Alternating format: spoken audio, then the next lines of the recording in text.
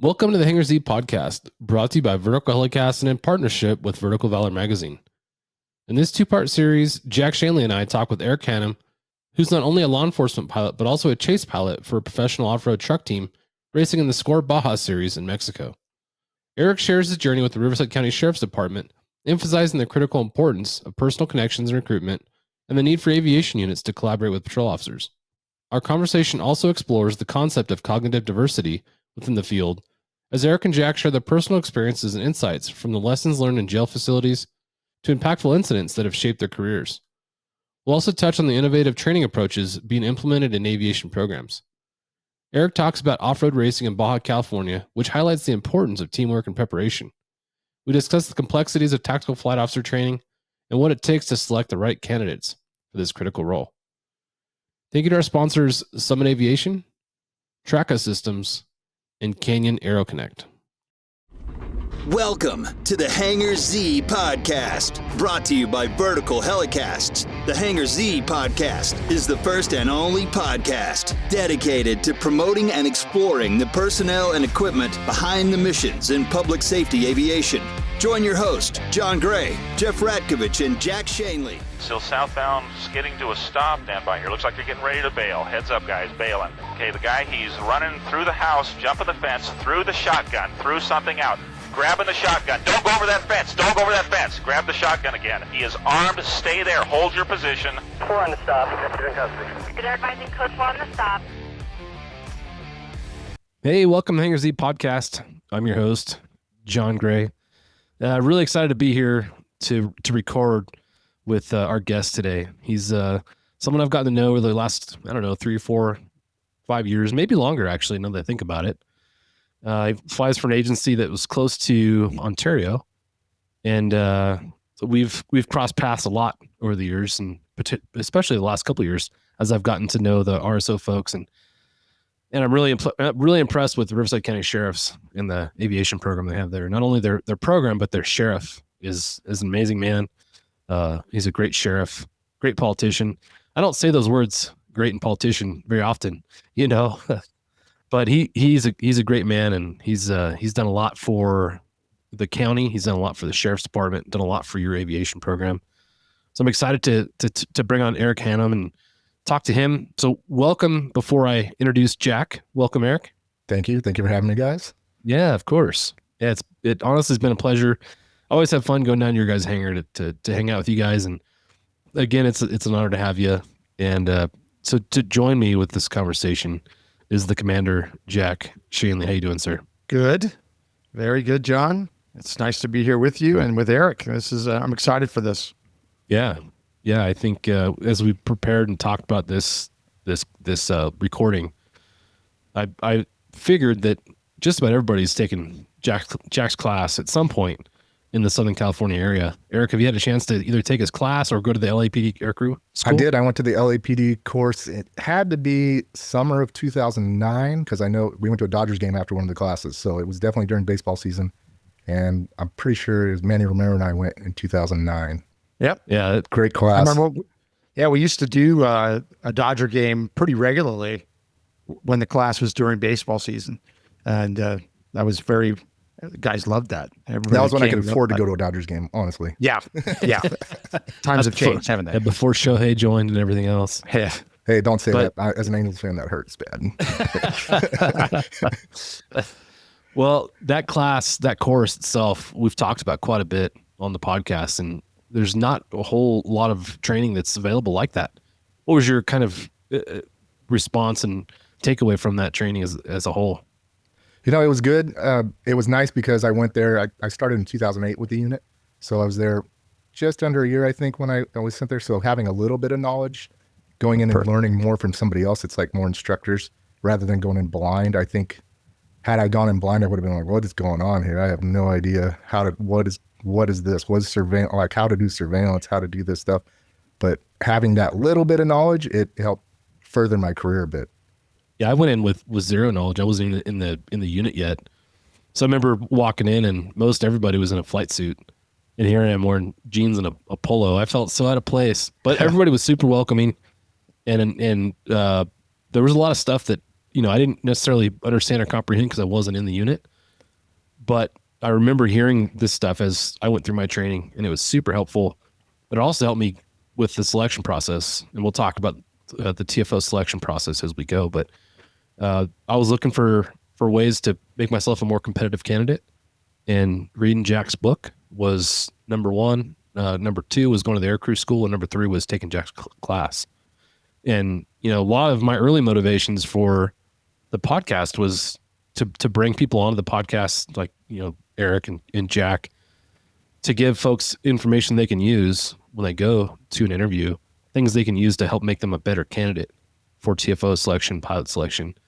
So I think we've brought in a lot of people, a lot of expertise that's helped with that. It makes me happy to hear feedback from folks that they started listening to the podcast before being selected, and they've now been selected. It's been kind of neat to see that happen. So again, I'm excited to talk about TFO selection and TFO training as we go through today, and TFO or pilot training as well. That's really important. But before we do anything else, it's a somewhat of a rarity these days, but I do want to do drink of the day. Eric's agreed to join us, and I think one of the stipulations was that his drink had to be at 39.2 degrees with one ice cube in it. Might be more than one. So what's your drink of the day, Eric? So my drink of the day, I thought about this. I know Mike Calhoun hooked you up with my favorite beer of all time, so I wasn't going to go that route, which is June Lake Double Hute. Oh, yeah. I love that beer, but it's not in season right now. So I went with, I'm a Mammoth Lakes guy. I love being up in Mammoth, so I went with, I'll show you the bottle, Devil's Creek Bourbon. Oh. It's a small little family-owned distillery up in Mammoth Lakes, and they're awesome. They've always taken care of me when I go up there, and they have a great bourbon. So I'm doing that with more than one cube. I'm doing a little bit on the rocks tonight. Okay, I like it. Are you a summertime or wintertime or both Mammoth Lakes kind of guy? Yes. Yes, so both. Yes. Okay, Yes. so you're year round. You love Mammoth. Every year I try to convince my wife to move up there, but she won't fall for my trickery. I fooled her once marrying me. It's tough to do. So Mammoth is awesome. I love it. It is awesome. I have two really good friends. One of them grew up there, so going up there, I love it. Yeah. I will say it's probably one of my most favorite places on earth. Skiing there. I've only been there one time in the summer, but I'm hoping this next year to go up there and ride the side by side. I heard there's hundreds of miles of trails up there in the national forest that connect right from the campground. So apparently you can ride right from one particular campground without trailing or anything. You can ride out of the campground and be on the trails and be gone. So looking forward to that. It's funny, John. I'm the opposite. I've only been there once in wintertime. Oh. I'm not kidding you. I skied there one time and it was terrible. It was a blizzard. It was really brutal. Oh, that's the best time because nobody's there. Well, there was nobody there. We were out there alone, but we almost died. But summertime, our family went every year.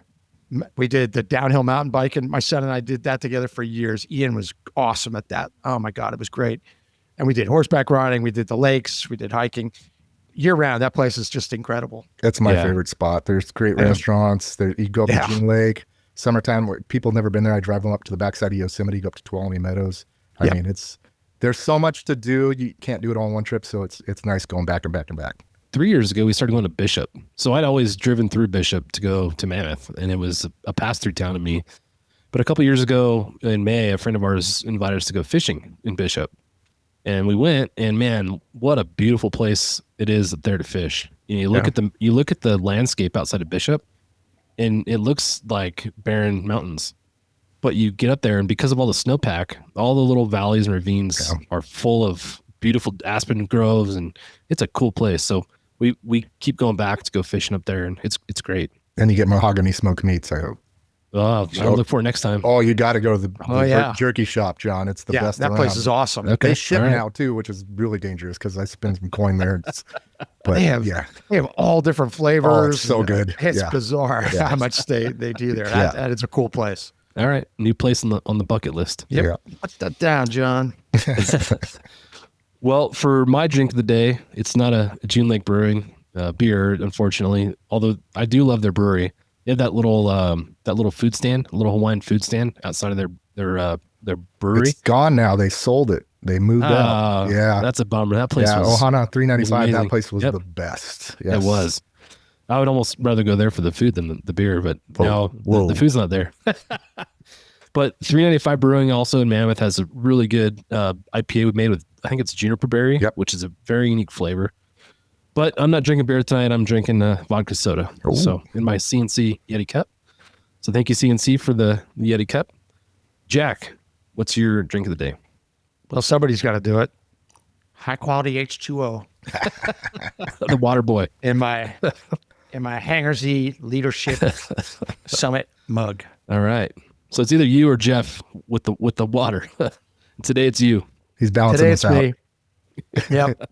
We know Well, who the cheers, DD boys. is. Somebody's going to be sober on this thing. Well, like I said, Eric, it's an honor to have you on the show, and I'm excited to dig in your background. And you do some very unique stuff, and I'll just preview it a little bit. Some off-road racing. You're involved with the Baja SCORE series, or SCORE Baja. Probably got it backwards one way or the other. But I myself have some experience with off-road racing. I drove the Mickey Thompson video game truck for a long time as a kid. The old arcade game with the 3 wheels on it. That's right. Ah, I dropped a lot of awesome. That thing was awesome. a lot of quarters on that machine. So you and I have some similar experiences. Yeah. You have about much time behind a trophy truck as I do, so that's good.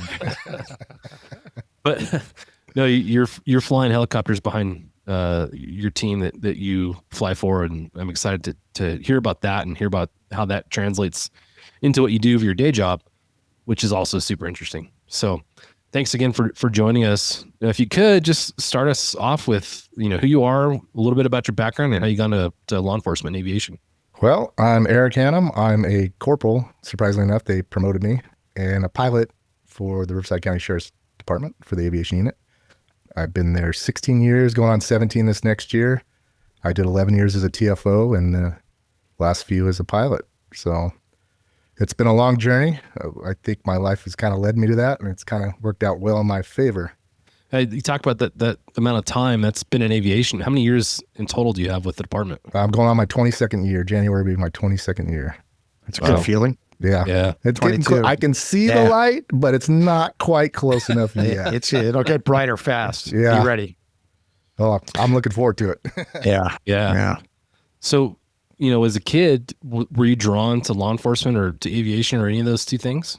No, as a kid, typical SoCal kid, grew up down here. My dad was an LA County firefighter, engineer for a long time, so I'd been around public servants all my life. The one thing I knew about public service, was it's different every day. It is the same job, but you're not in a cubicle. You're usually outside. The day changes daily, and that's the one thing that kind of drew me to it. Plus the retirement's not bad either, but being outside, having a new day every day, a new challenge every day, it kind of drew me to it. How I got there was weird, but it got me there. Yeah. I feel like a lot of us have a similar thing in common. We all want to be outside.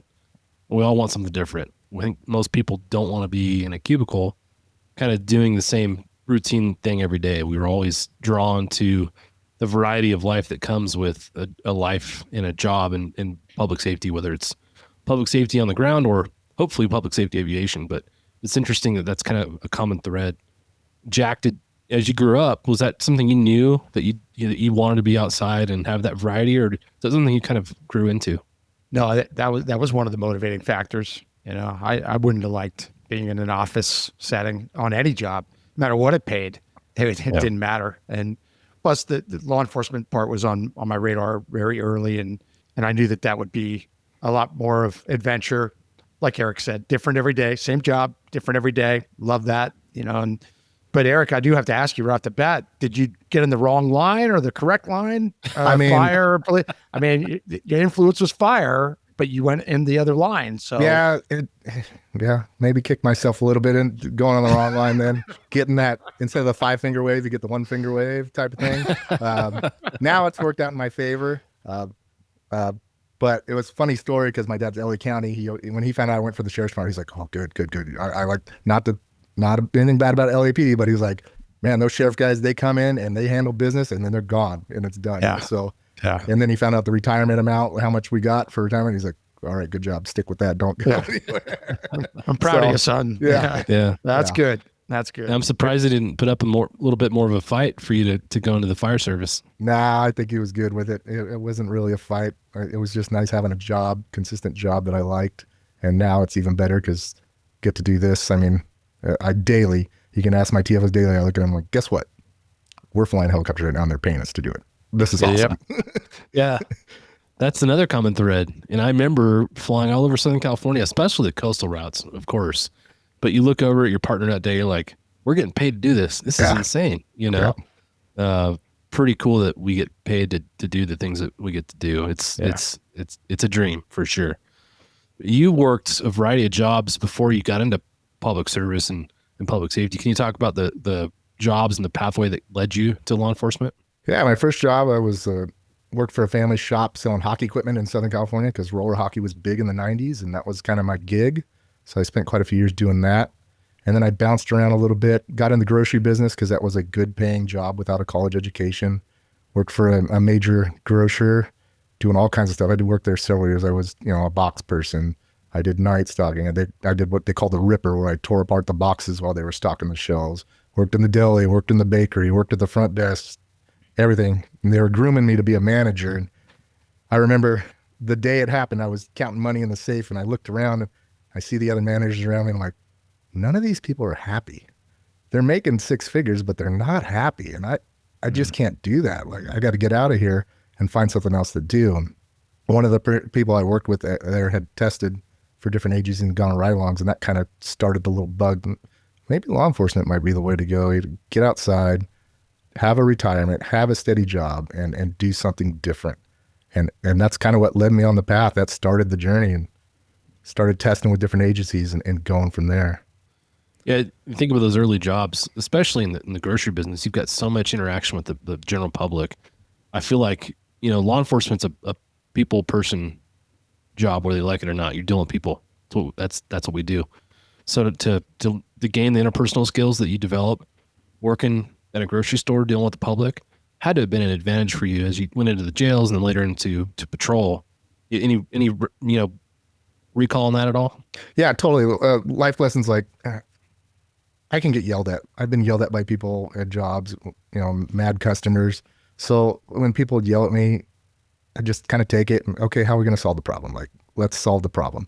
And the nice thing about law enforcement is you have a little more authority to say no rather than trying to make a customer happy. So that was the biggest thing. And that led me through my different careers.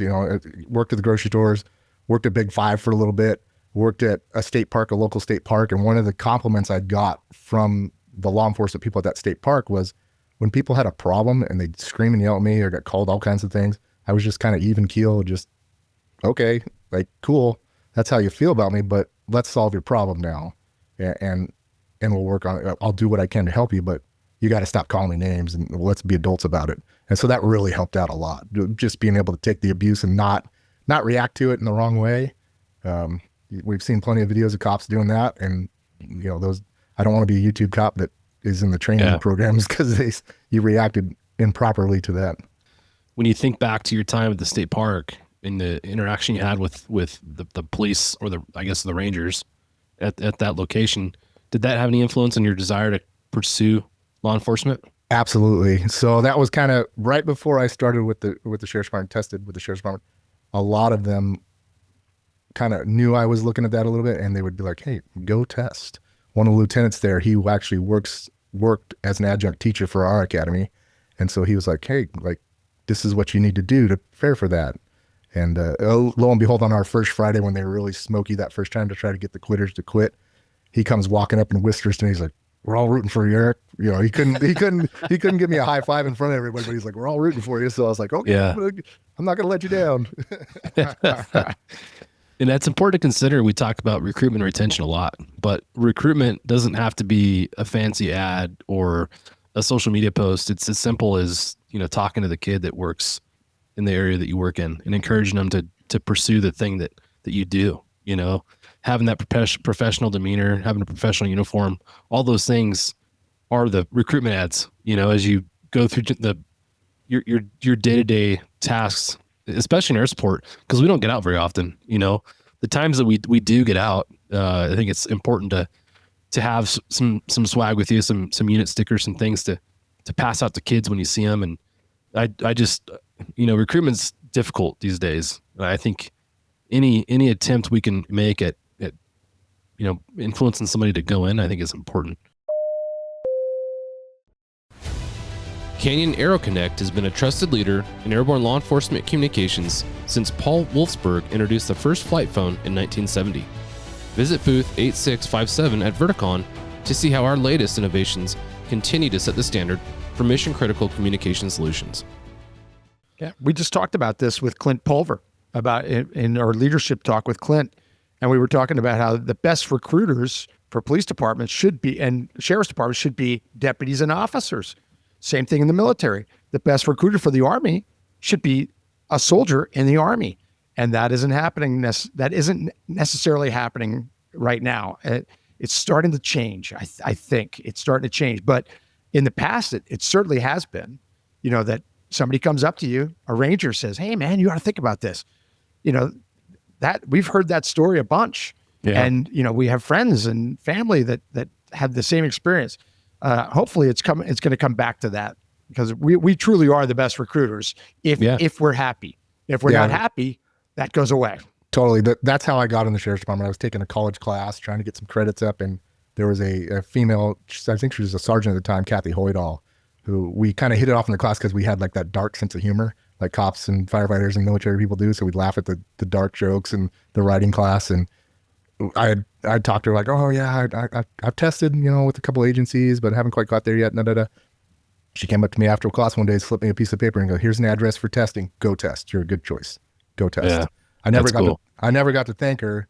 She passed away a few years after that, but man, she made a huge influence on me and got me in there. I was like, "Oh man, this is cool." Yep. I have her to thank for getting me this career. That's how it should nudged me. Yeah, absolutely. When you look at advertising, they always say the best method of advertising is the personal recommendations, and it's the same thing here. It's so, spend the minute or two that it takes to go up to a kid and encourage them or just be friendly with them. If nothing else, I think that's really important, because we know better than anybody who the people are that you have contact with, where you go, "This is a good fit. This person would be a good fit." That they can communicate, they can, whatever it is, whatever you see in them, then you go, "This person would be very good in law enforcement." And then you're the one that goes up like Kathy did to you and says, "Hey, you got to do it, man." And Absolutely. You did it, and you look back on it and you're thankful for it. And that's how it should be. The same thing works for the aviation unit. And we have one of the young guys that came over to our unit, and one night we couldn't get out for whatever reason. I think it was weather. We were down, and he gets in a pursuit and called it like a pro, like a TFO, calm. He's in a foot pursuit, and it sounded like he's driving his car, just calling like, "Hey, I'm going left. I need perimeter, blah, blah, blah." I was like, holy smokes, this kid is awesome at this. Like, he is what we need. So I wrote his sergeant an email that night and said, "Hey, I shouldn't have to say this, but that deputy did an outstanding job. Keep whatever he's doing, keep it up." And then his corporal actually wrote me back and goes, "He wants to be in the aviation unit." I'm like, "Well, send him my way. Like, let's go. Let's go on ride-alongs." And now he's with us, and he's gonna be. He's young, great. And he's gonna be there longer than I will, and he's gonna be the influence on the next generation, which is awesome. Yeah. Was that your first contact with him, listening to him, or did you know him from before? Nope. I had no idea who it was. I looked up the call. No, I just that is a great story right there. Yeah. Your first contact is listening to him communicate, and you knew that's a rare thing. We need that. And man, how he's with you now, that is really cool. It was cool as a cucumber, like a seasoned TFO, like no inflection in the voice, and he's chasing the guy on foot. And I'm like, man, this is awesome. I love that story. Hey, you bring up an interesting point that I'd like to spend some time talking about. You talk about spending time interfacing with your patrol folks. There's so many benefits to that, from an efficiency and effectiveness standpoint. Just interfacing with them and them kind of knowing who you are face to face, I think is really important. Talk about debriefing incidents that you've been a part of, getting down to the patrol briefings or debriefs to be a part of that, I think is so important. And it's really hard for us. My agency, it was really hard for us to leave our hangar, fly to Ontario Airport, grab a crew car, and drive from there to the main station. So if you get a call at the main station, you're 20 minutes away roughly from getting back to the ship to respond. So it was tough, but it's important. And then you look at what you're talking about, the recruitment side of things. You know, a lot of people, because we're on an island, don't know, one, who we are, but two, that even going to aviation is possible. And if they do know it's possible, they have no idea how to make it happen. But just by showing up to the briefing, it opens up that line of communication. And then people are like, oh, I know Eric. Now I can have a chance to talk to him, say hi, and see how do I pursue that? So I think it's really important. Do you guys, is that something you get a chance to do at all? Yeah, we try to get to the briefings. Like some of our stations have a helipad, which is nice. Some of them, it's a little tougher. I know like a couple of the day crews, our last rotation went to almost all the day shift and like mid swing shift on their end of the week. They had a 3rd-person crew. So it was nice that they could go. But it really is important to go because you dispel some of those rumors. Like our biggest one is A, they think you have to have military experience, and B, some kind of wazoo aviation person. Everybody in our unit that's there currently, no military flying experience, nothing. No flying experience. One guy got his pilot's license when he's 16 years old, but nobody had experience. And they always think, oh, I can't go because I don't have any aviation. Yeah. I don't want that, honestly. I want somebody who's got the other fundamentals that I need for a good TFO to build a good TFO. And the other thing they think is we know who we want to pick. Like, it's a boys club, it's the bro club. He's a good dude. Nope, absolutely not. I want these essentials.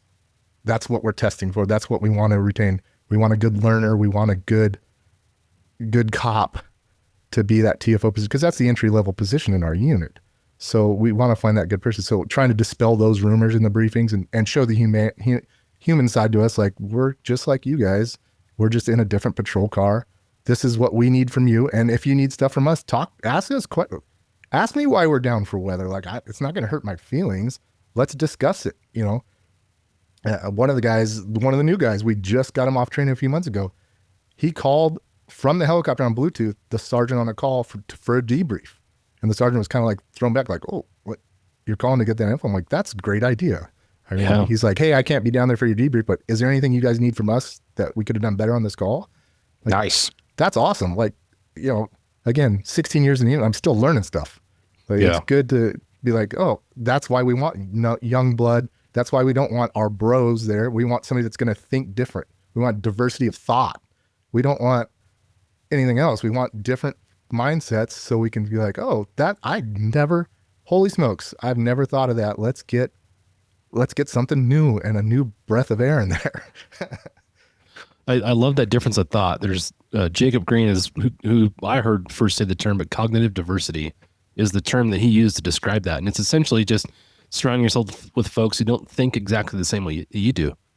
And I think we're all guilty of trying to recruit people that think exactly the way that you do into these units, when, a lot of times it's not you hear diversity, and it's not the diversity, the woke diversity that you hear. It's just, again, somebody who thinks a little bit differently than you. And I do think it's really important to have someone, because we're all guilty of doing the same thing we've always done because that's the way it's always been done, versus you bring somebody who thinks a little bit differently. Like, why are we doing that?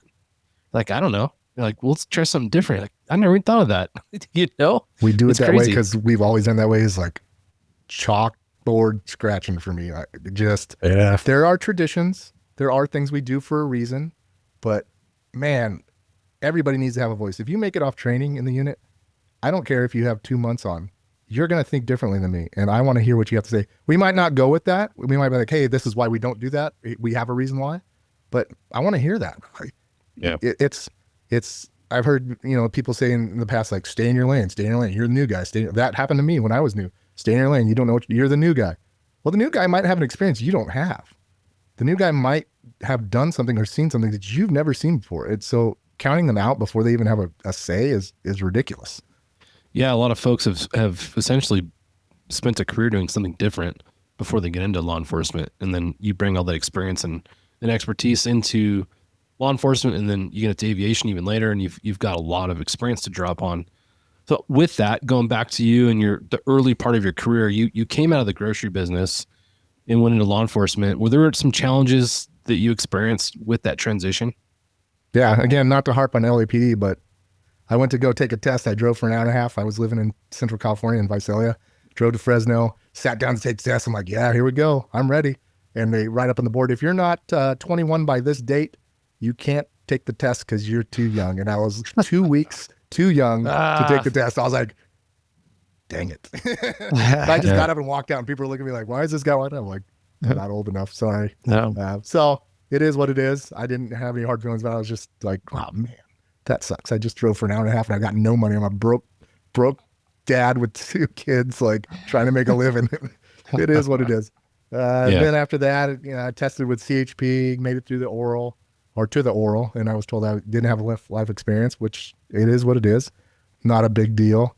I'm kind of glad I didn't, because I was, young, and I probably would have been out in the boondoggles somewhere, or downtown LA where traffic is most likely downtown LA. Yeah, where it's horrendous traffic. So I'm a firm believer in everything happens for a reason, and so it just kind of led me on that path. And third time was the charm. And honestly, I would have had a job too. I did at the time, this was 2002, I did my polygraph with San Bernardino. They were running our polygraphs, and talked to the guy, and they had inside their office that I did in, they had all kinds of pictures of their mountain search and rescue team and the helicopters. I'm like, oh man, this is cool.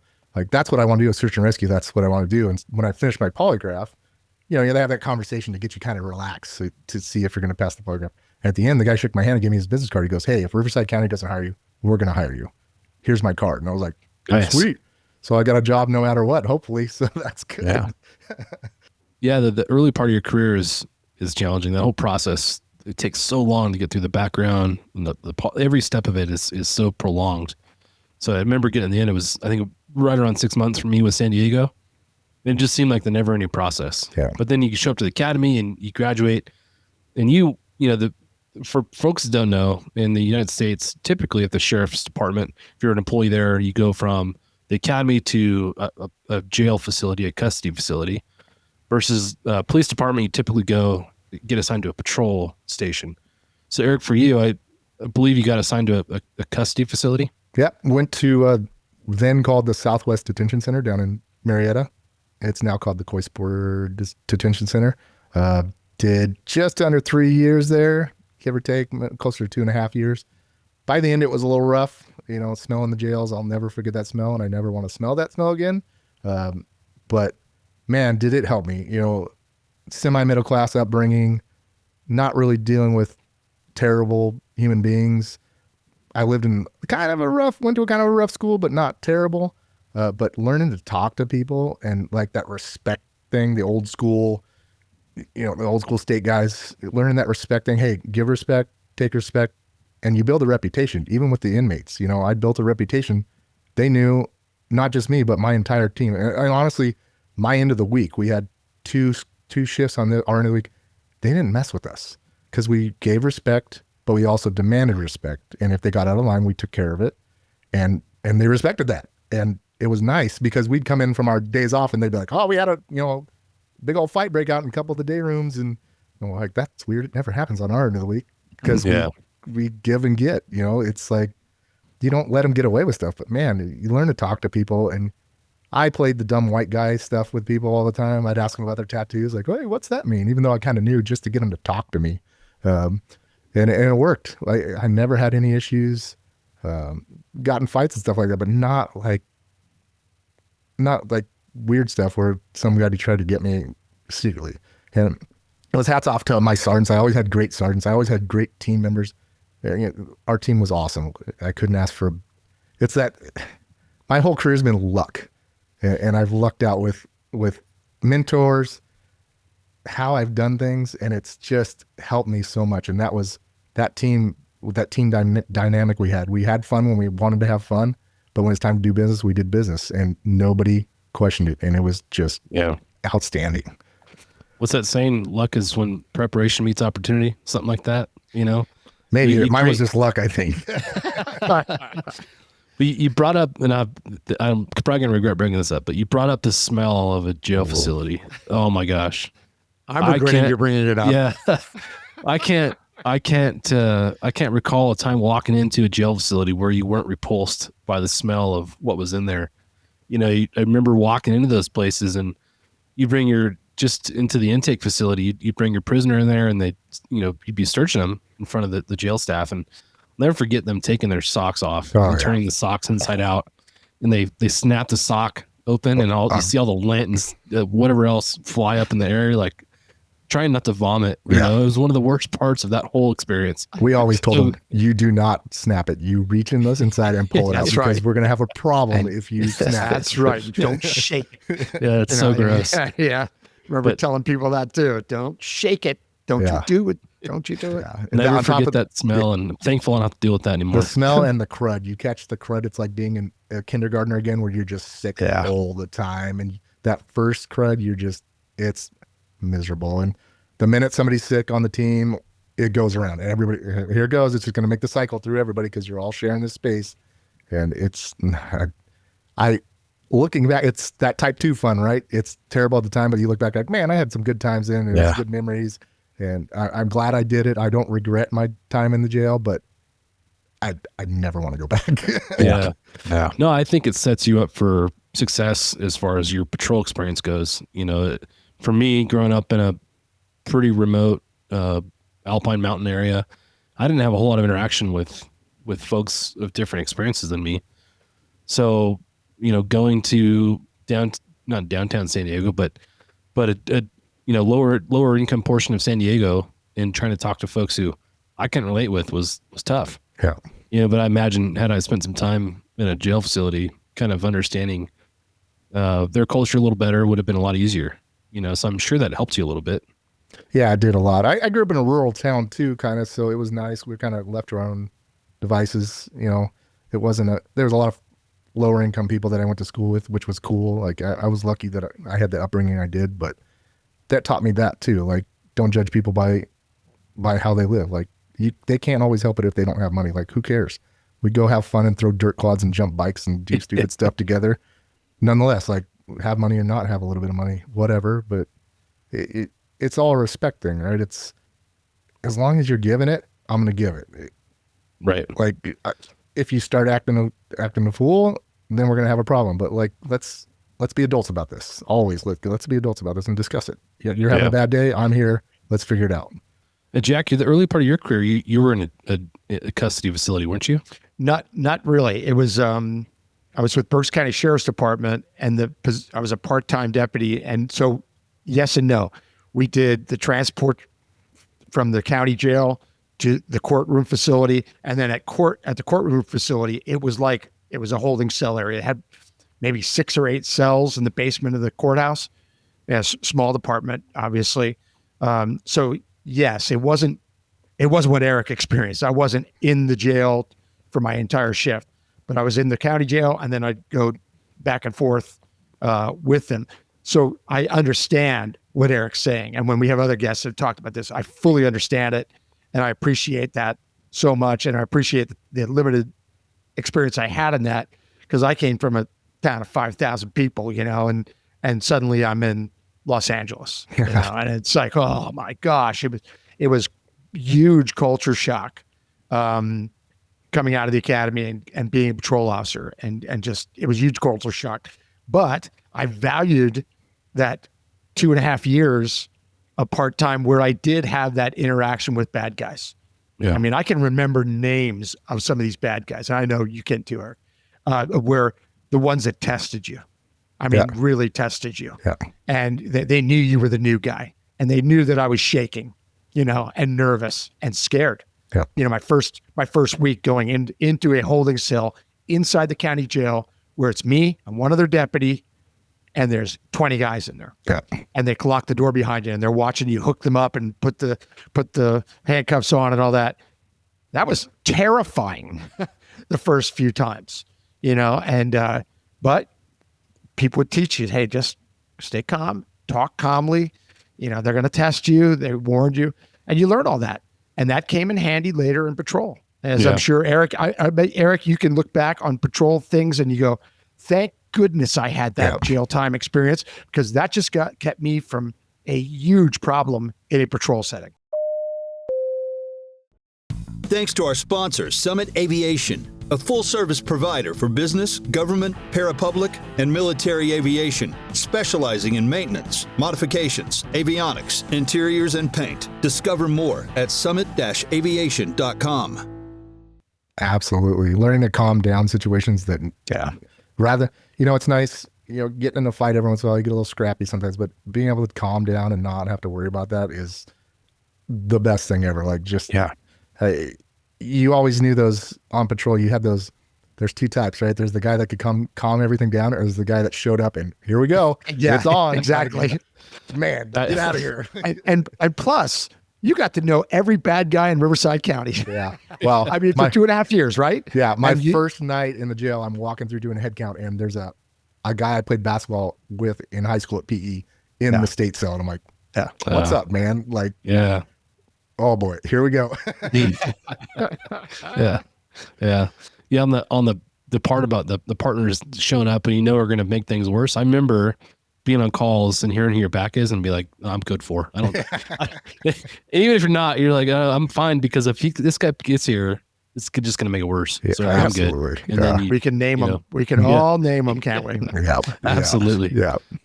Well, we talked about the benefit of what you've learned in the jail facility and even back prior to that when you were in the supermarket industry or the grocery industry. Can you talk about? I'm going to jump forward. When you look at your career as a whole, what's the most impactful mission or incident that you've been a part of, whether it's in patrol or in aviation or a combination of the two? Well, I wouldn't say for patrol.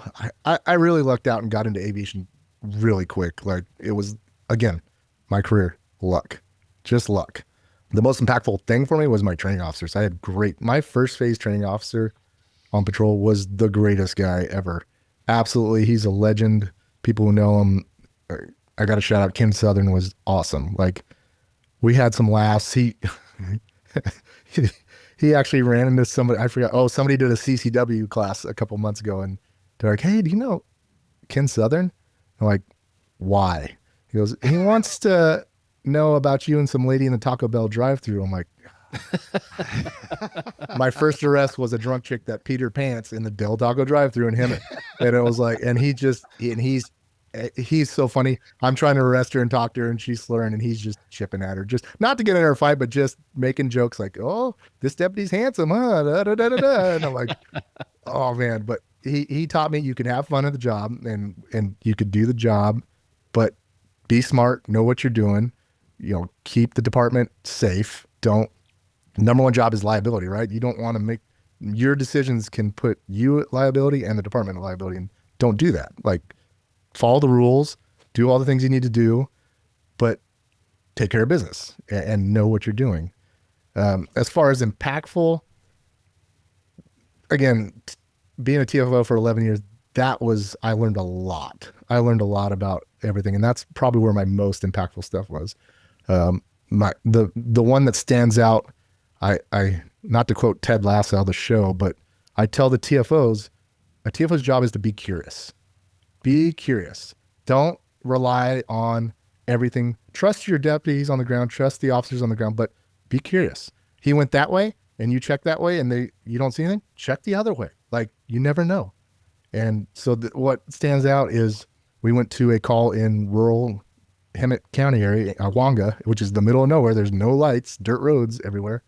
And the SWAT team, not the full team, but a squad, was at a house, and they're like, hey, we got this guy, he's wanted, possibly armed, in the house. We've got the house surrounded. We're calling him out. He's not coming out. Can you guys just come over and watch over, like, in case he squirts out a window and starts running through the brush because it's in the middle of nowhere? And I'm like, yeah, absolutely. Like, we're here to help. We go overhead. I look at the first thing I do, as a TFO, I look at the house. Yeah, they got it all surrounded. They've got it covered. This guy's, if he gets out, he's not getting away from them. So I'm curious. I start searching the property, and a few minutes in, I find a heat source in the brush, not 50 yards from a deputy, kind of behind him. I'm like, hey, I got a guy in the brush. He's sitting cross-legged. He looked like a statue. He looked like a Buddha statue. He was so still, cross-legged under the brush. And I hey, deputy, on this side of the house, look to your left, about 50 yards. I'm going to illuminate it with the laser. There's a person sitting here. At least it looks like a person. I think it's a statue, but it looks like a person that's giving off heat. So it's probably not a statue. And lo and behold, he's like, oh, I didn't see that. It's the dude. And he had a gun under him. You know, Wow. He sat so still. They threw a flashbang on his head practically, and it blew up, and he didn't move. Wow. So they got him in custody, and that deputy called me later. He was like, dude, you saved my ass. And I'm like, look, man, I'm not trying to be humble. I'm doing my job. That's my job. My job is to protect you. I'm up there in a safe space. I don't have to worry about the stuff you got to worry. So my job is to protect you. So be curious. That's what I tell. That was a huge lesson. And I still tell the TFO trainees today, like, you have to be here. Don't rest on your laurels. Don't just sit there. Don't stare at the house. If the house is trying to do other stuff, start doing other stuff. So Jack, I can see you chomping at the bit. This is right down dude. your alley. I love that, what you just said, Eric. And I love that you quoted Ted Lasso. Because my friend Gina here in Bend, Gina is a retired lieutenant from LAPD. She was a K-9 handler, an incredible officer, and a wonderful human. Gina, she said this multiple times to me. I wish Ted Lasso would have been on when I was still on the job, so I could have used that information for the people that work for me. And it's like, exactly. yeah. I mean, and that's one of the best ones. Be curious. I mean, remember, that's the dartboard scene. Not judgmental, but be curious. The other one I use for trainees is be a goldfish. Yes. Forget about it. You're going to mess up on training as a TFO. You're going to screw up so bad, but be a goldfish. Forget about it. 3 seconds later, forget about it. We're going to move on. We're here to teach. We're here to learn. Like, let's go. And then of course, you always have to believe. Yep. And but the story is great, and it's a great one. I hope every air crew member that's listening to this takes that story and really thinks about it, and then applies your curiosity to their job next time they get called to something that's, this is no big deal. This is just a containment. These SWAT guys are really good. They know what they're doing. Well, yeah, but somebody can still slip out. The best cops in the world have had people slip by them that they didn't see. It happens all the time. So as a tactical flight officer, one of the rules is be suspicious, be curious, think outside the box, think the what ifs. That's one of my favorites, the what ifs. What if this happens? What if that happens? Same thing with yours, Eric. You say, well, what if this guy got out as they were setting this up? Is that possible? Yeah. Yep. And boom, you take the time to do the right thing, and you use your skills and your knowledge and your experience, and you find them. God bless America. I mean, it's just such a perfect story, and it happens regularly, but not every TFO has that curiosity, as you know, as we all know. Not everyone has it, but we need to share those stories. It's one of the greatest things about this podcast is that we can have guests on to share those stories, and the people listening could go, that could be me tonight on my next shift. Yeah. Yes, it could.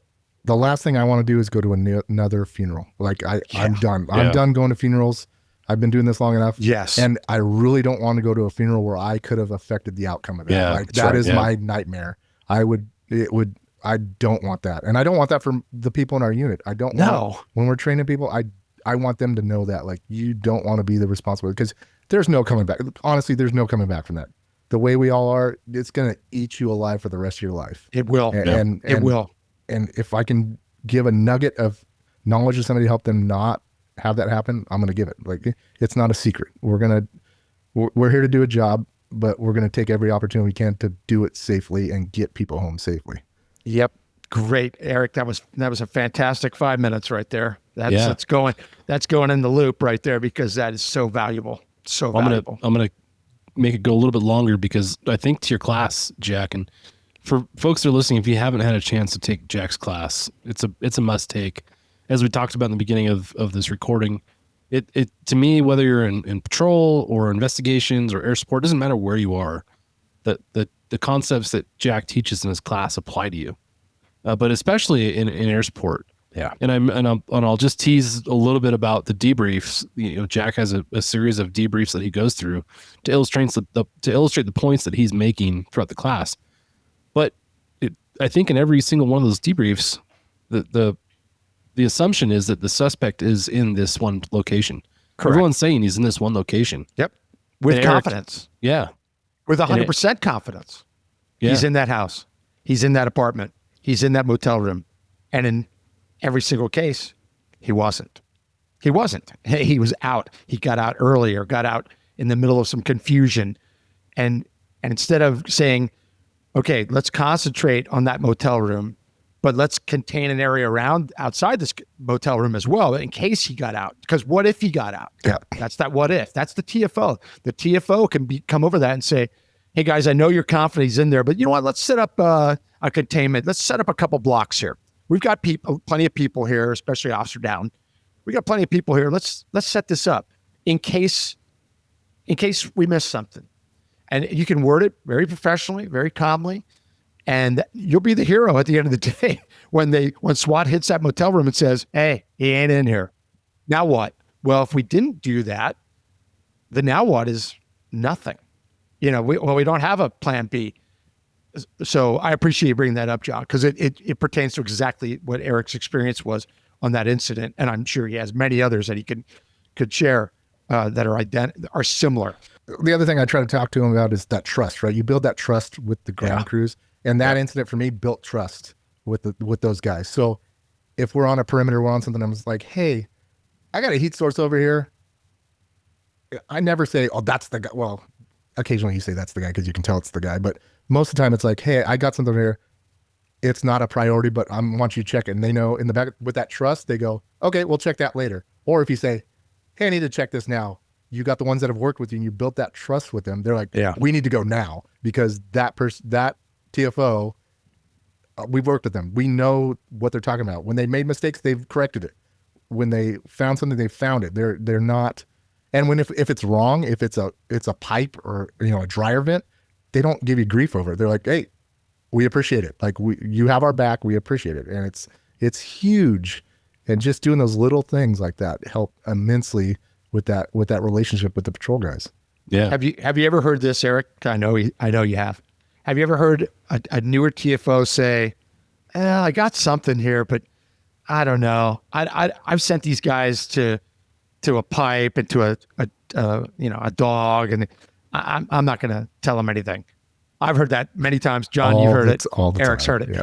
And you guys know what I say about that. If you don't go fish, you can't catch. If you don't go fishing, you can't catch fish. So you've got to send them to it. If you don't know what it is, you can't figure it out, then somebody's got to go check it. And yes, most of the time it isn't the bad guy. But guess what? Sometimes it is. I mean, I could tell you 2 nights ago, we sent a group of guys to a hog. It was under a bush. We're like, that's a hot heat source. My team was like, I don't know. And I'm like, that's a weird heat source. And it looked, we hit it with the spotlight and it looked like maybe a blanket. So I'm like, maybe they're under a blanket, and it was a hog. But that's cool. But you explain it, right? It's that trust. Sure. That, hey, I got something here. I can't tell what it is. For your safety, can you check it? Like, this is where it is. We'll direct you in. And to be honest, most of the deputies that we work with, and the officers, you get the occasional sarcasm. Oh, it's a thing. It's a vent or it's a water. That's fine. But most of the time they're like, hey, and we always think, hey, thanks for checking that out. Like, yep. We couldn't tell what it was. Appreciate it. And if it's that, we appreciate you going to this. It's that trust, that little bit of trust. Perfectly done. The way you word it, the way you did it, and that trust builds. And that's when that trust is there.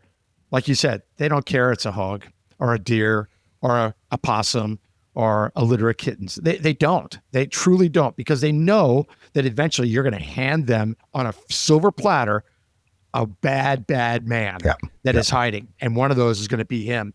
And they know that. I love it. You're doing it right, Eric. You brought up something that the terminology used for your safety. Check this. I think that's a great way of saying that, because it is for their safety ultimately, right? And so there's some things that we say. Use caution is another one. I don't know if that came from LAPD or San Diego PD or maybe both, but use caution I think is a great term as well. Yep. But we use that a lot. As a matter of fact, I get made fun of sometimes about that, and I don't care. Yeah. Again, I've had people go, "Oh, we don't use that." Then don't. But I use that 1,000 times. Use caution. Yep. It's a simple. And if I said it to somebody or some other TFO, because I learned it from somebody, if I said that or they said it or you say it, they now know exactly what you mean. There's no ambiguity. There's no fog. Use caution. You can't misinterpret that. Yeah. So that's why I like it. Well, I think as a TFO, our job is to paint the picture in as few words as possible. And those two things for your safety or for use caution, those two statements say a lot of things in few words, and that's what we're trying to do. So I think that's a great way to communicate the importance of what you're pointing out to somebody. Yeah. So well done with that. I like that. For your safety, fantastic. Just a minor part of the TFO job, right? To get to use as many or as few words as possible to get the point across. Yes. Yeah. And that's an art form, isn't it? Yeah. It is. Efficiency of words is a huge part of what we do. And, Clay Lacey, I'll bring up him and his class. He talks about that a lot and about he has some unique training tips to bring up as far as, getting to communicate in a way that people can understand. And the one that comes to mind, and I'll probably get it wrong, is something to do with like, okay, put your family in a blindfold and go up on the second floor of your house and try and lead your family through the house, giving them just verbal cues while they're blindfolded, and see how effective or ineffective you are. And then try and make yourself better through that, you know? Yeah.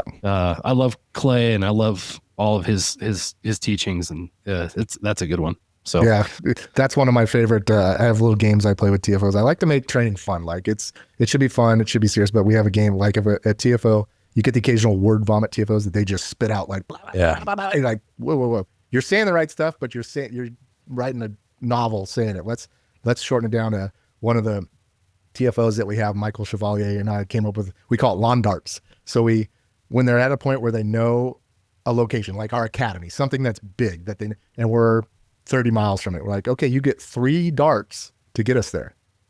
That's it. You get 3 sentences and you have to get us from this far away to that location. Well, I like that. And it causes them to really think about, hey, okay, I can't do this run on. Nope, that's too long. Yeah, you lost. Like, let's pick another location. Now you got to, so they have to use that efficiency of words to get me to a known location. I already know they've been there. So it's not like some random spot. They don't know where they're going, but it helps them shorten up okay, how do I say this efficiently? Okay, there's your first sentence. You got 2 more goes. Like you can't use it up now because you got to get me within a mile of that location. A mile's pretty decent from 30 miles out. So get me within a mile of that location and use as few words as possible. So lawn darts, it's fun. That's great. Yeah. There's going to be some agencies that pick that up, and I hope to hear from you all that do. You're darn right. I never heard that before, Eric. I love that. Yeah. I love that. It's like you said, it's fun. It's not life or death. This is fun, but it's teaching them something really, really valuable. Really valuable. You got to make TFO training fun. It's already the worst training in the world. It's so hard. And everybody, like, they're going to fire me. They're going to fire me, or I'm going to quit. Like, they're going to fire me. So if you can't make it fun and make people laugh and relax, you're not doing your job as an instructor. Sorry. Like it shouldn't be fun when it needs to be serious, but when you're just doing stuff like that, training, just make it fun. Like, yeah, I think most folks that go to aviation have spent enough time in the field to know when to be serious and when to joke around. There's a time for business and a time for play. And I think most of us have figured that out at that point. But we talked about your class a little bit, Jack, in your book. For folks that aren't familiar with your book and your class, can you kind of just summarize what your book and your class is about, and maybe some information on how they could find a way to take your class and where they could find your book? Thanks to our sponsor, Traca Systems. With over 25 years delivering groundbreaking searchlights, stabilized EOIR cameras, mission mapping, and downlinking solutions, Traca products improve situational clarity and coordination with ground crews, increasing mission safety and effectiveness. Visit tracasystems.com. See clearly, act decisively. The book's everywhere. It's on Amazon, but it's also at ccthomas.com, ccthomas.com. That's the publisher. That's probably the easiest way to get it. It's Apprehending Fleeing Suspects, Suspect Tactics and Perimeter Containment. The class is the same, Apprehending Fleeing Suspects, and that's at officertactics.com. John's put the pressure on me. Eric, I don't know if you've heard us talk about this before, where he put the pressure on me and said, how many people have you taught that class to? And I don't know. And he was like, what do you mean you don't know? People teaching that class for 24 years. How do you not know? I go, I didn't keep track. And he hounded me on it a little bit. So one day I sat down and did it, and I calculated it, and I know it's conservative, a very conservative number, but I called John up immediately and said, All right, you ready? 18,000. And I said yes. And I triple checked my numbers. I'm not good at math. I triple checked my numbers, and it's 18,000. Well, that's just the class. That's just the class. I mean, Jack, I have your book, and every trainee that comes through. Yeah. Here you go. Like No. we're sitting around. Read this. Have you read it yet? No. Here you go. You're gonna read it. Thanks. There's some basic stuff in there that you should know as a cop. Yeah, absolutely. But there's some advanced stuff that you should know, and I'm sure the book's, it's outstanding. And same. I do it because I was taught that. I had one of my training officers goes, "Here you go, read this book." I'm like, no, that's man, great. this is awesome. I appreciate that so much. You have no idea, and I never imagined it would get to that. Believe me. And my English teachers never imagined that either. It's easy to read. It's at a 6th grade writing level, so it's also at a 6th grade reading level. So most law enforcement officers could read it then. I know most. I made it. can. I'm a public high school graduate, so I made it through. Well, thank you. Very kind words from both of you. I appreciate that. Can you kind of, without giving away all the details, can you kind of summarize what the class is about and what the book is about? They're really almost identical. The class came first, and then I had a friend say, "You need to put that down in writing." Dude, I barely got out of high school. Come on. They said, no, just write like you talk, And I said, oh, okay. So the book is very similar to what the class content is, but it has differences, obviously, and it has some visuals but the class is basically about containing and searching for criminals on the run on foot that are trying to get away from us, apprehending fleeing suspects. That's all it is. When they're on foot, where do they hide? What are the trends? What can we do to counter those things? How can we contain them and then search that area effectively? What are some tools and some tricks that we can use to better ourselves? Communication being a big one that I talk about a lot. And it all it's all brought together in the class by the debriefs that we were talking about. And I debriefed some successes and some failures of officer down situations, and as they relate to perimeter containment and searching. And it's all about learning. I'll just say this, and then enough about this. That one thing I say in the beginning of class is every single mistake we're going to talk about in this class, I have made personally. Every single one. I mean, some of them multiple times. I mean, I learned about that topic, trial and error, with, in South Central, in the middle of it. That's not a way to learn. That you got to have some knowledge before you're chasing that guy, and before you're trying to think, oh, I should probably contain him now. How do I do that? Where do I put the first unit? That sort of thing. So that's what the class is designed to do. Give you a base of knowledge for a new TFO.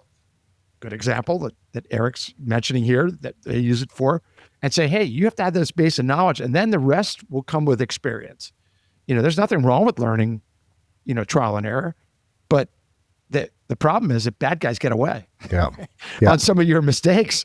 And if you can learn from somebody else's mistakes, mine and thousands of other cops, maybe you don't make that mistake. And that guy's in handcuffs at the end of the evening instead of sitting at home, drinking a beer, watching the news and laughing at us, because he got away because we were dumb, The best trainees learn from our mistakes.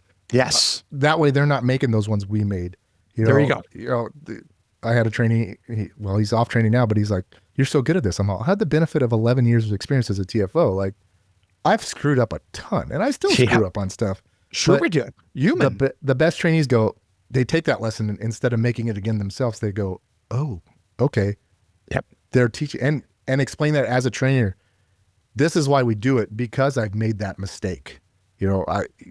It's not because I know more than you because I'm smarter than you. No, it's I screwed up, and this is what I learned from that lesson. Yeah, and I don't want you to do this exact same thing as me over and over, because if you don't talk about it, they will. Yeah. And maybe a cop killer gets away because you had tunnel vision, or because you didn't communicate properly, or because you didn't set the containment large enough for that situation. Whatever it is, if they can learn from all of our mistakes, they're going to be better. No doubt. It's a perfect attitude to go into it, Eric.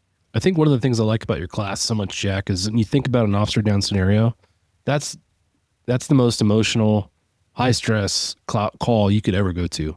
Yeah. And I think as TFOs and police officers and professionals, we have to train to that call. We have to be prepared to go to that call. And you never know when that call is going to happen. It could be tomorrow. It could be never. And I'm going to put you on the spot here, Jack, for a second, because I can't remember your quote, but there's something about the time to prepare. When the time to act arrives, the time to prepare has passed. Yeah. Right. When the Say time that to again. act when the time to perform arrives, the time to prepare has passed. And that's true in every single occupation, Yeah. no Yep. matter what. But in our jobs, where people are counting on you, you better live by that. Yeah. Yeah. Absolutely. It's time to perform. I have to help contain this area, or this cop killer gets away. Time to prepare is past. You can't say, "Wow, I got to really think about that." No, you got to act. Yeah. Time to prepare it is all behind you, and that's why Yep. you have to front load it and read books, go to classes, talk to your trainers about mistakes that they've made, and then pretty soon you get this knowledge in your head, and you go, "Wow, I kind of feel like I've lived that, even though I haven't." And talk about your own mistakes too, right? Hey, Oh, I screwed up. absolutely. If you hide your mistakes, you're not going to learn from it. You'll learn your lesson, like what I think it is, but get other people's input, like people with more experience. Hey, I feel like I screwed this up. It might be the greatest call, bad guys in custody, cool beans, but man, we have a great one, Air Crew of the Year crew and the TFO on that, outstanding job. And he's like, man, I feel like I could have done better. I'm like, we talked about it. And I go, dude, the only thing you probably could have done different on that one thing. This is me not judging you. This is me being an outside source, is saying nobody realized you were in an active shooter situation because it was on the freeway. It was mobile. And that's the only thing. Had you said that, it might have snapped everybody's perception into that, but nobody really thought it. It was like a running gun battle. Yeah. But he beat himself up. He's like, I feel like I could have done better. I'm like, you did an outstanding job with a terrible situation. This is the only thing I can give you. But getting that outside mindset, and I've done that too. Hey, man, I feel like I could have done better on this. And somebody be like, well, maybe this one little tweak, but it's that diversity mindset, right? Diversity of thought. There's no perfect call. No, Mhm. nobody's been at the perfect police call. You have never, no cop on this planet has had a perfect perimeter, a perfect pursuit, a perfect radio call, a perfect domestic violence. I don't care what the call is in law enforcement. You can always step back, even if you get an award for it. Like a great example, Eric. Air Crew of the Year, fantastic job. And he's going, yeah, but I could have done this. I like that attitude. I like that you're striving and you're going, you'll fix that next time. And then guess what?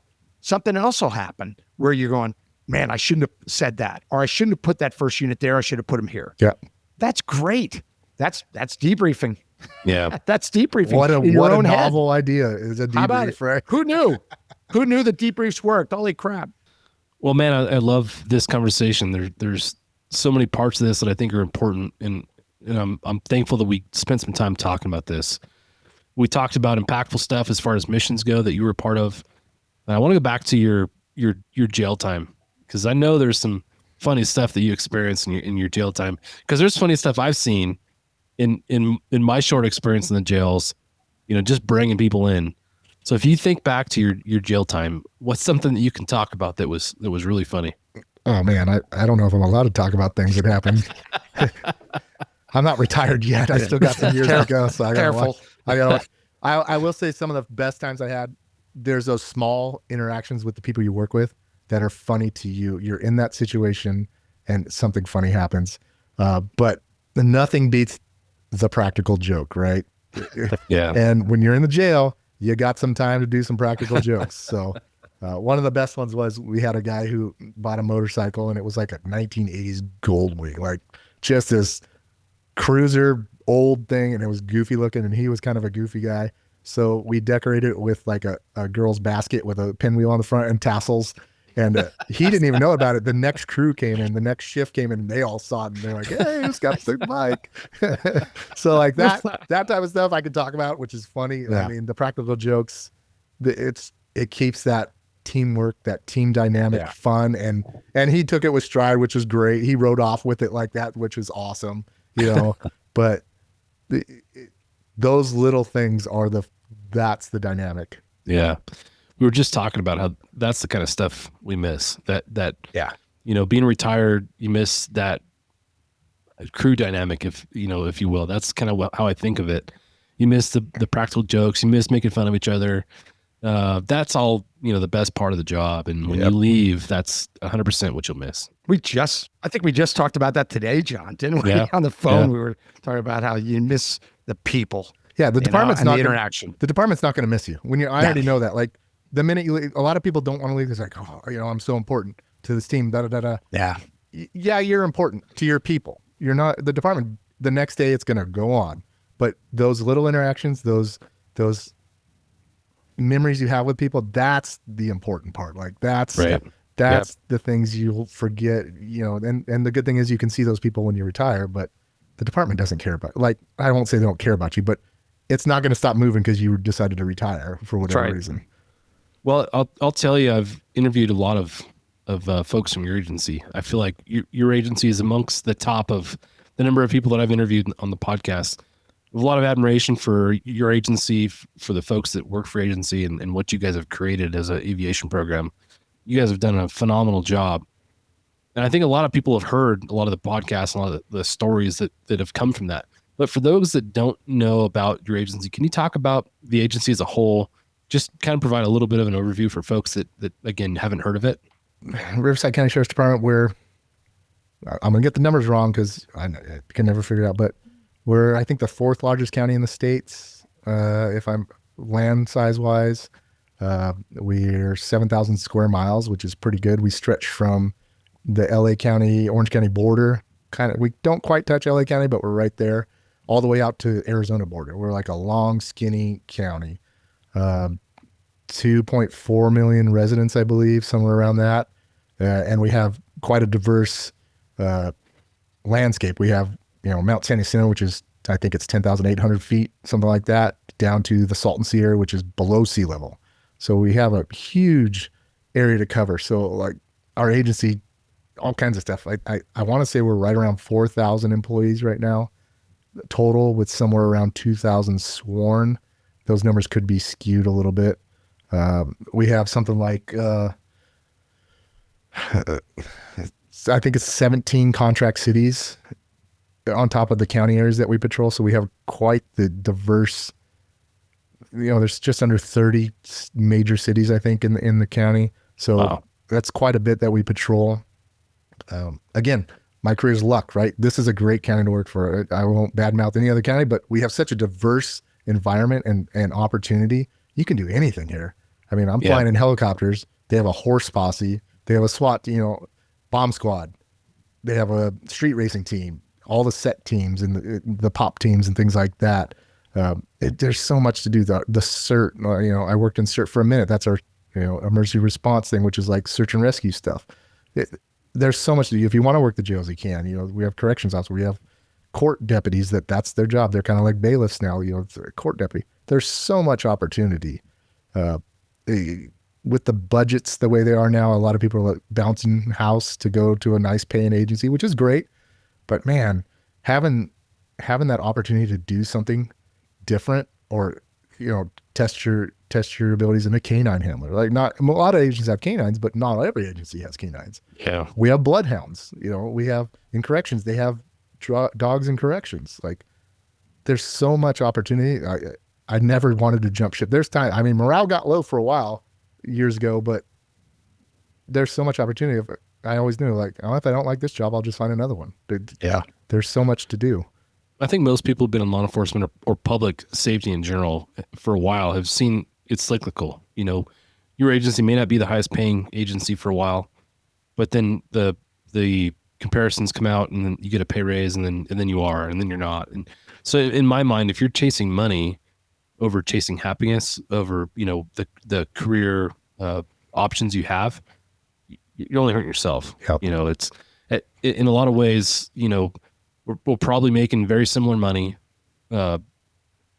maybe different year to year, but as a whole, over the course of your career, probably very similar. But some of the options you have for career diversity at an agency like yours is amazing. and you talk about the size of your county, and it's the size of some states Yeah. and some small countries, which is pretty wild. So again, love what you guys do at your agency, and I love your aviation program. It's awesome. Can you kind of preview the aviation program as a whole? Yeah. So we have, I'm trying to think how many people we have now. We've got so many add-ons the last couple of years, but we have somewhere around 20, 25 deputies there, ranging from TFO to EMT. We got a paramedic. We got another paramedic at school right now getting to do his stuff. We have the rescue program with the H-145, so Rescue 9, which I know they've been on the program. It's awesome. A full-time rescue squad. It's awesome. We're ready to go at any time to go help people. And then we have the A-Stars, our patrol ships. So we have patrol on both ends of the week, pretty much almost every hour of the day, minus a few hours. And we have now a ship in the desert portion, so east of the Mount San Jacinto, out in Thermal. They're based out of Thermal. We have that half of the week, and we're working on the other half of the week. So eventually we're going to get there too. We have a Cessna. We have a Pilatus coming next year, which will be cool. Another opportunity. That's great. Yeah, that got approved. And equipment. We're very lucky. We've never had to strive for great equipment. We have fly MBGs. We fly A-Stars that are up to date. We fly FLIR 380 HDCs.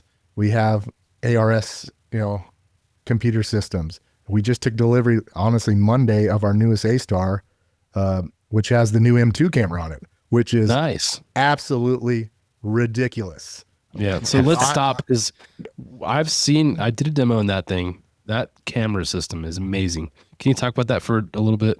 Thanks for joining us for this episode of the Hangar Z podcast. Don't forget to like and subscribe to hear more stories that promote the personnel and equipment behind the missions in public safety aviation. Lastly, stand by for a message after a word from our sponsors. Cheers. Thanks to our sponsor, Traca Systems. With over 25 years delivering groundbreaking searchlights, stabilized EOIR cameras, mission mapping, and downlinking solutions. Traca products improve situational clarity and coordination with ground crews, increasing mission safety and effectiveness. Visit tracasystems.com. See clearly, act decisively. Thanks to our sponsor, Summit Aviation, a full-service provider for business, government, parapublic, and military aviation, specializing in maintenance, modifications, avionics, interiors, and paint. Discover more at summit-aviation.com. Canyon AeroConnect has been a trusted leader in airborne law enforcement communications since Paul Wolfsburg introduced the first flight phone in 1970. Visit booth 8657 at Verticon to see how our latest innovations continue to set the standard for mission-critical communication solutions. Thank you for joining us for this episode of the Hangar Z podcast, brought to you by Vertical Helicast and in partnership with Vertical Valor magazine.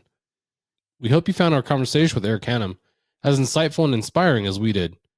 Eric's unique perspective as both a law enforcement pilot and a chase pilot for a professional off-road truck team offers a fascinating glimpse into the worlds of aviation and racing. Throughout our discussion, we explored the essential role of personal connections and recruitment and the critical collaboration between aviation units and patrol officers. Eric and Jack highlighted the value of cognitive diversity in law enforcement and shared impactful lessons learned from their careers, emphasizing how these experiences shape effective policing. The stories of teamwork and preparation from Eric's off-road racing adventures in Baja, California, remind us the importance of resilience and readiness in high-stakes environments. Plus, our exploration of tactical flight officer training sheds light on the complexities of selecting the right candidates for this crucial role.